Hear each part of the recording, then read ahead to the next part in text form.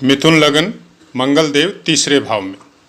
जय माता की मित्रों, आज चर्चा करेंगे मिथुन लगन में अगर मंगल देव आपके तीसरे स्थान यानी सिंह राशि में विराजमान हो तो किस तरह के फल प्राप्त हो सकते हैं। बहुत ही श्रेष्ठ फल मंगल देव के यहाँ पराक्रम स्थान में विराजमान होकर चतुर्थ दृष्टि से अपने षष्ठम स्थान को वृश्चिक राशि को देखेंगे और उसके बाद में भाग्य को कुंभ राशि को देखेंगे, फिर धर्म स्थान मीन राशि को देखेंगे। तीनों ही स्थानों में बहुत ही श्रेष्ठ फल यहाँ पे मंगल देव का प्राप्त होगा। आपको तीसरे स्थान में बैठ के आपके पराक्रम को, आपके रोग ऋण शत्रुओं का नाश करेंगे। भाग्य स्थान को देख के भाग्य को भी बढ़ाएंगे और कर्म स्थान को देखने की वजह से आपके कर्मों से आपकी उन्नति अपने दम के द्वारा ये आपको प्रोवाइड करवाएंगे।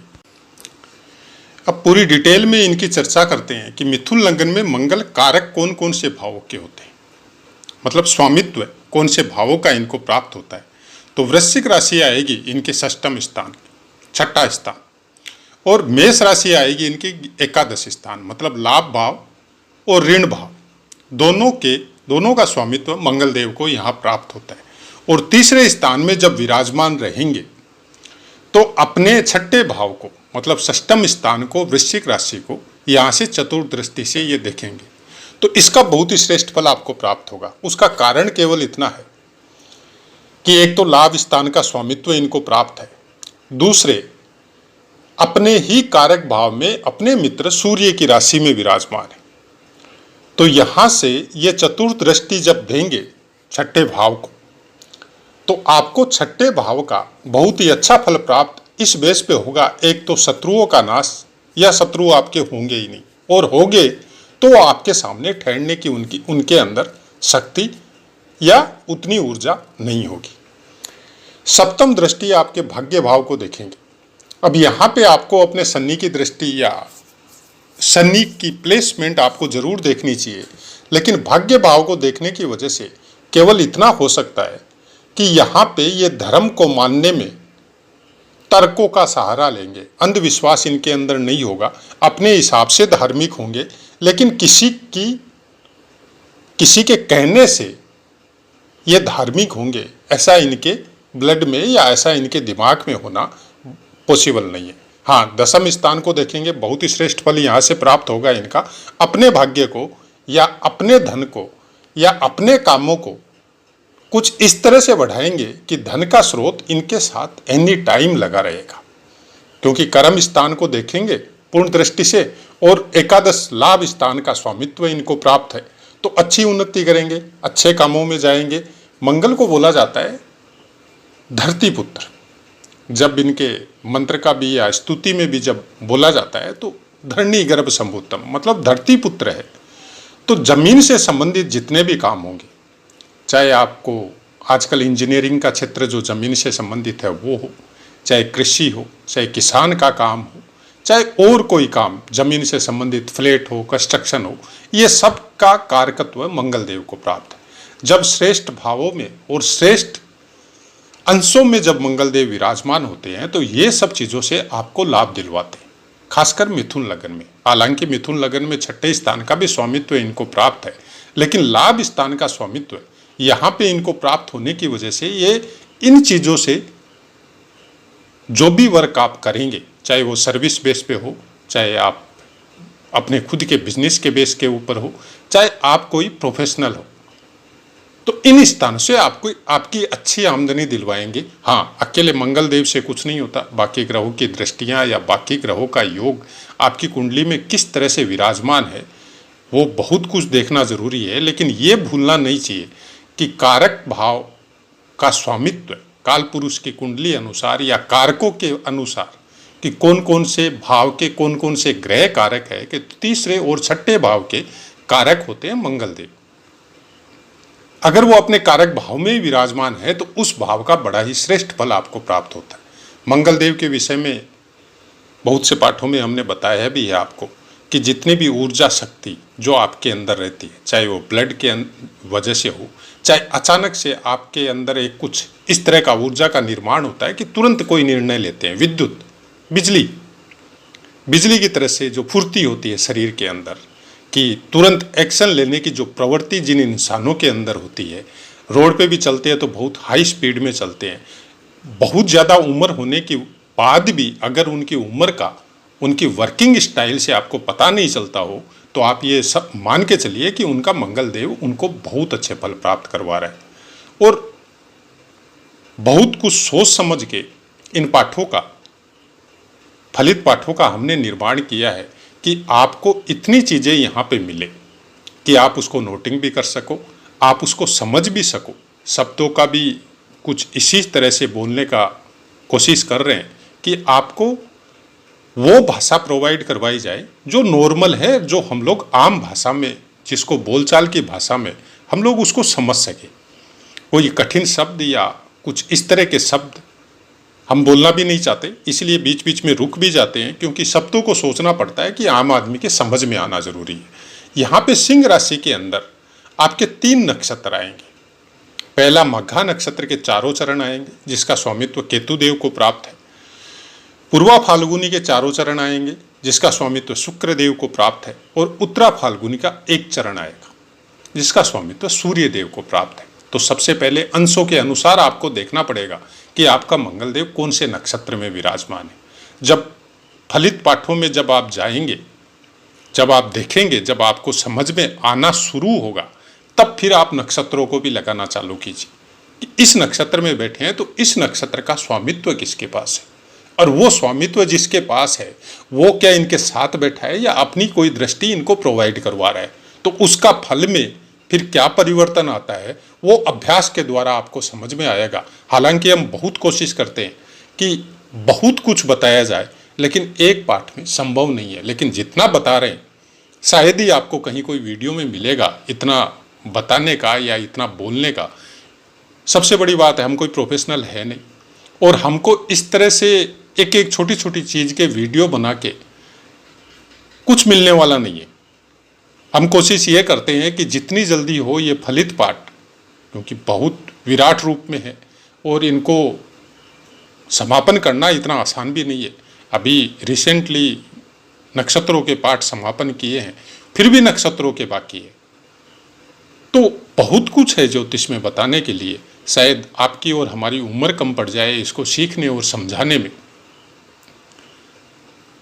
एनी टाइम, हर समय आदमी जब ज्योतिष में अपनी यात्रा को चालू करता है तो प्रत्येक क्षण, प्रत्येक दिन वो कुछ न कुछ सीखते रहता है। कुछ नई पुस्तकों के द्वारा सीखता है, कुछ नए अभ्यास के द्वारा सीखता है, कुछ इस तरह की संगति जब आदमी को प्राप्त होती है और उसी तरह के ज्ञानियों के पास या उसी तरह की चर्चाओं में जब वो सम्मिलित होता है तो बहुत कुछ सीखता है। और आदमी अलग अलग क्षेत्र में अलग अलग ज्ञानियों से जब उसकी प्रकृति के अनुसार जब समझना चालू करता है तो बहुत कुछ समझता है।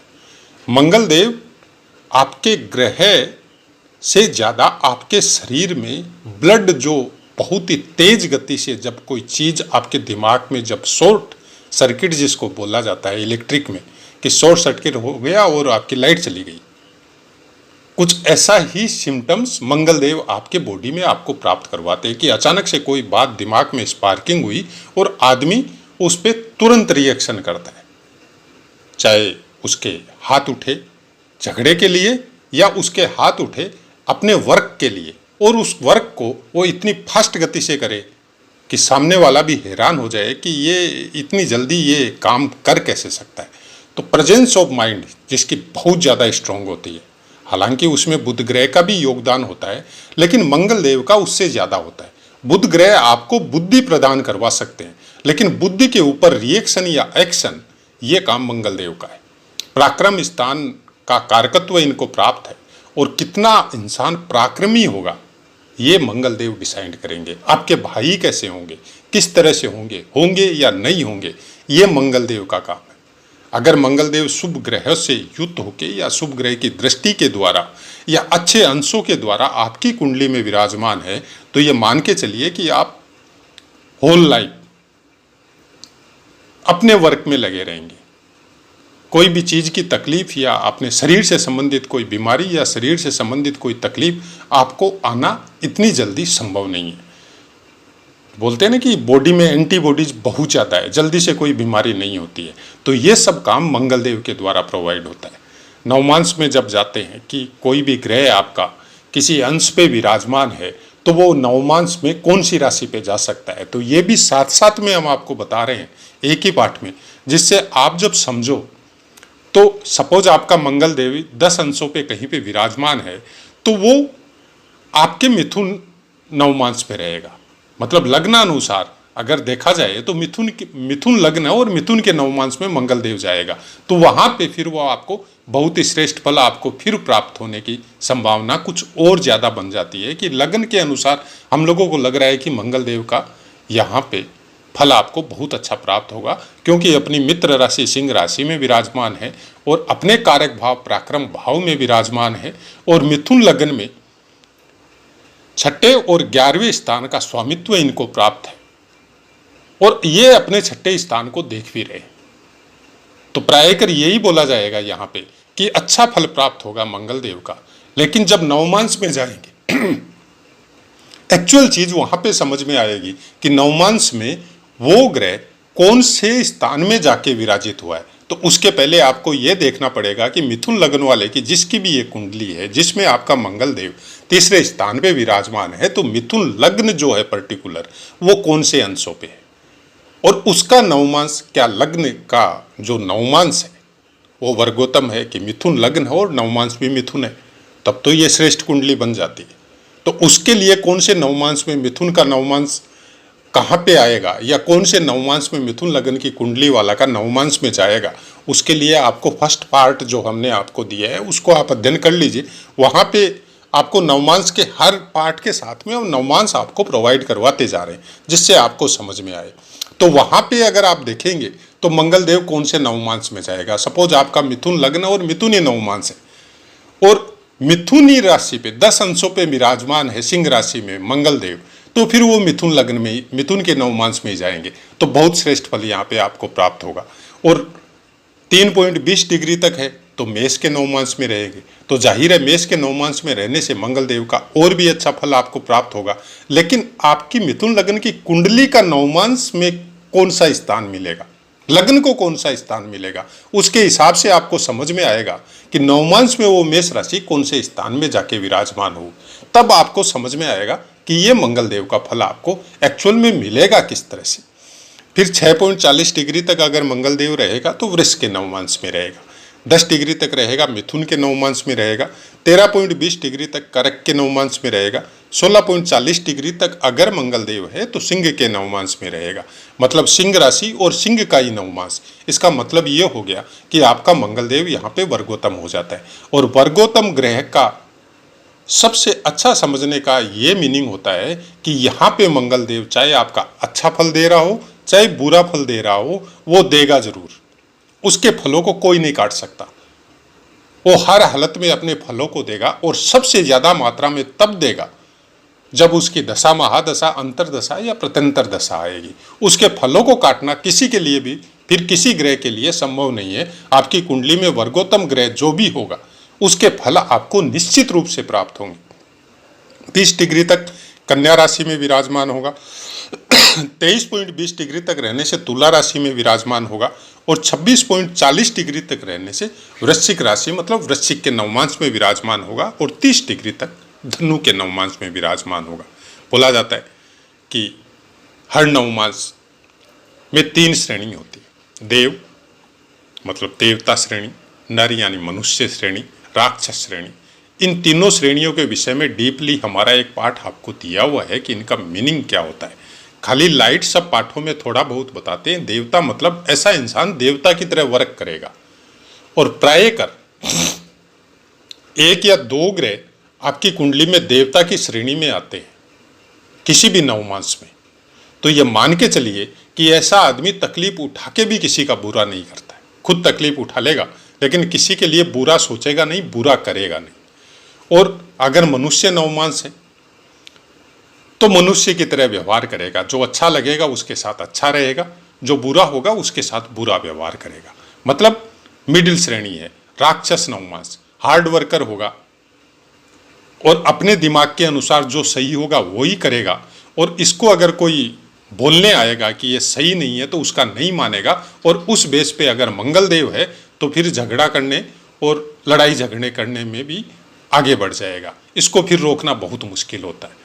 तो राक्षस नवमांश की सबसे बड़ी खासियत ये है कि हार्ड वर्कर होता है आदमी, सोचता नहीं है कि कितनी मेहनत करनी है, कितनी नहीं करनी है। अगर इनको प्यार से ट्रीट किया जाए ऐसे नवमांश वाले आदमियों को, तो ये आपकी उन्नति में आपके लिए बहुत सहायक सिद्ध होती है। मंगल देव के विषय में एक और खास बात है, ऐसे आदमी मन के बहुत सीधे होते हैं। इनको अगर प्यार से कोई समझा के कोई अच्छे से ट्रीट करे तो ये आपकी सुरक्षा के लिए एनी टाइम आपके सामने खड़े होंगे। कोई भी मुसीबत आएगी पहले इनके ऊपर आएगी। जैसे बोला जाता है ना कि सेना में सेनापति मंगल देव प्रतिनिधित्व करता है। किसी भी लड़ाई झगड़े में सबसे आगे रहने वाला आदमी मंगल का प्रतिनिधि होता है। तो डिफेंस सेक्टर में जब बोला जाता है कि डिफेंस में या सरकारी नौकरी में जिसका मंगल स्ट्रांग होता है वो उस सर्विस में जाता है। इसीलिए अंश बल के अनुसार जब देखा जाता है कि 6 अंश तक जो पुस्तकों से हम लोगों को प्राप्त होता है, बाल्य अवस्था रहती है, 12 अंश तक कुमारावस्था रहती है, 18 अंश तक युवा अवस्था रहती है, 24 अंश तक वृद्धावस्था रहती है और 30 अंश तक मृतावस्था रहती है। तो क्या उसी तरह से फल प्राप्त होंगे? बहुत हद तक सही है, पुस्तकों की बातों को नकारना नहीं चाहिए, लेकिन उसके अलावा भी आपको ये समझना पड़ेगा कि आपके लग्न के अंश कितना है। अगर लग्न के अंश के समीप कोई ग्रह बैठा हुआ है, चाहे वो बाल्यावस्था में हो चाहे वो मृतावस्था में हो, तो वो आपको श्रेष्ठ फल देंगे। और लग्न के अंश से 15 अंश आगे या 15 अंश पीछे बैठे हुए हैं तो फिर वो आपको फल देने में वो या उस फलों को समझने में बहुत अच्छी तरह सोच समझ के आपको प्रिडिक्ट करना पड़ेगा, क्योंकि फिर चलत कुंडली में वो इधर उधर ग्रहों स्थानों में जाके विराजमान हो सकते हैं। तो यही खासियत होती है कि चलित कुंडली क्यों देखना चाहिए। वो इसीलिए देखने की जरूरत पड़ती है कि आपके लग्न के अनुसार वो आपके लग्नांश के कितने समीप कोई ग्रह बैठे हुए हैं, तब उन फलों को समझने में आसानी होती है। अगर समीप नहीं है, 15 अंश से आगे पीछे है, तो फिर आपको थोड़ी डीप स्टडी उस कुंडली की करनी पड़ेगी। सिंह राशि अपने आप में परफेक्ट राशि है, स्थिर राशि है। यहाँ पे कोई भी ग्रह जब बैठते हैं तो प्राय कर यही है कि वो अपने फल जरूर देते हैं, वो साइलेंट नहीं रह सकते। वो अपनी दशा महादशा या जब भी उनका समय आता है उस समय के अनुसार वो अपने फल देने के लिए पूरी तरह इफेक्टिव या ये बोल सकते हैं कि जागृत होते हैं। अब कौन सी दृष्टि इसके ऊपर आ रही है, कौन कौन से ग्रह की आ रही है, किसके साथ युति बना के बैठे हैं, वहां पे फलों में आपको परिवर्तन नजर आएगा। सपोज बुध की युति है, बुध के साथ युति है, तो टेक्निकल लाइन में दिमाग बहुत ज्यादा शार्प होगा। आदमी का प्रेजेंस ऑफ माइंड तो स्ट्रांग होगा ही, साथ में वोकल पावर भी इतना स्ट्रांग होगा कि जब आप किसी के साथ डिबेट में उतरेंगे तो आपका पलड़ा बनिस्पत सामने वाले के कुछ ज्यादा भारी होगा। लेकिन कितने अंशों में कितने समीप है वो देखना बहुत ज्यादा जरूरी होता है। खासकर मिथुन लग्न की जहां तक बात है, यहाँ पे मिथुन लग्न और मंगल दोनों में कुछ चीजों की समानता होती है। मंगल की ऊर्जा त्वरित गति से अपने मिशन की ओर अग्रसर होती है, लेकिन वो ऊर्जा उस मिशन तक पहुंचते पहुंचते कितनी मात्रा में रहेगी, ये चीज मिथुन लग्न वालों के लिए थोड़ी प्रॉब्लम होती है। कारण मिथुन लग्न एक हिसाब से देखा जाए तो तुरंत एक्शन होता है और तुरंत रिएक्शन होता है। एक चीज पे स्थिर रहना मिथुन लग्न वालों के लिए थोड़ा मुश्किल होता है। ये कोई भी नई चीज को देखते हैं या कोई भी नए काम को देखते हैं, बहुत फोर्स के साथ उस काम में उतरते हैं और उसको जब करना चालू करता है तो कुछ समय बाद में उससे दूरी बना लेते हैं, मतलब बोर हो जाते हैं। एक चीज में इनका मन लगना थोड़ा मुश्किल होता है और यही प्रॉब्लम यहाँ पे मंगल देव की आपको प्राप्त हो सकती है। या ये भी बोल सकते हैं कि ये प्रॉब्लम नहीं, ये इनके लिए अपॉर्चुनिटी हो सकती है कि कुछ इस तरह के काम करेंगे कि जो भी इनको मौका मिला उसके अनुसार ये काम किया और उस काम से अपना फायदा लिया और फिर दूसरे काम में लग गए। तो उसके लिए मिथुन लग्न वालों के लिए मंगल देव ये अपॉर्चुनिटी आपको जरूर प्रदान करवाते हैं। और ये खासकर एक ही काम में या सर्विस सेक्टर में, कोई भी सर्विस हो या कोई ऐसा कोई सेक्टर हो जहां पे बंध के काम करना पड़े, इनकी अपनी मर्जी नहीं हो, तब इनका वहां पे रुकना या काम करना बहुत मुश्किल होता है। प्रायः ऐसे इंसान अपने खुद के वर्क पे ध्यान देते हैं और प्रोफेशनल होते हैं। बिजनेस से संबंधित बाकी ग्रहों का योगदान देखना पड़ेगा, या अगर सर्विस भी कर रहे हैं तो कहाँ तक उस सर्विस में ये सेट होंगे, इसमें बाकी ग्रहों का या शनि देव का कितना आपकी कुंडली में योगदान है, किस तरह के ग्रहों के साथ इनकी युति है और कौन कौन से ग्रहों से दृष्ट है, इसमें बहुत कुछ देखने के बाद में कुछ समझ में आता है। लेकिन ये बात 100% श्योर है कि तीसरे स्थान में बैठा हुआ मंगल देव आपके अंदर ऊर्जा की मात्रा कुछ बाकी स्थानों से आपको ज़्यादा प्रदान करवाता है। तो आशा है मित्रों पाठ समझ में आया होगा। अब अपनी वाणी को विराम देते, आपसे आज्ञा लेते। जय माता।